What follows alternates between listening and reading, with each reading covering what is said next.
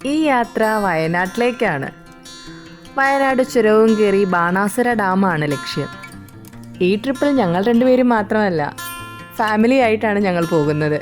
വഴിക്കിടയിൽ വിശപ്പിൻ്റെ വിളി വന്നതുകൊണ്ട് അടുത്തുള്ള ഒരു റെസ്റ്റോറൻറ്റിൽ കയറി ഞങ്ങൾ ഭക്ഷണം കഴിച്ചു.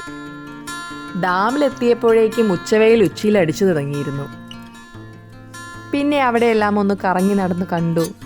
അവിടെ ടൈം സ്പെൻഡ് ചെയ്യാൻ ഒത്തിരി ആക്ടിവിറ്റീസ് ഒക്കെ ഉണ്ട്. പാട്ടൊക്കെ ഇട്ട് എന്താ അവിടെ പരിപാടിയെന്ന് കാണാൻ പോയപ്പോഴാണ് ദേ ഫിഷ് സ്പാ.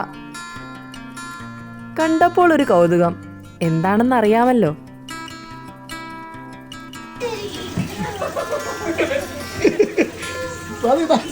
ആദ്യമായി ഫിഷ് സ്പാ ചെയ്തപ്പോൾ എൻ്റെയും കൊച്ചിൻ്റെയും റിയാക്ഷനാണ് ഈ കാണുന്നത്. അത് കഴിഞ്ഞ് ഞങ്ങൾ നേരെ സിപ്പ് ലൈൻ കയറാൻ പോയി.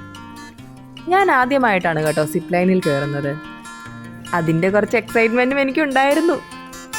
അമ്മയ്ക്ക് സിപ്പ് ലൈനിൽ കയറണമെന്ന് ആഗ്രഹമുണ്ടെങ്കിലും ഭയങ്കര പേടിയായിരുന്നു.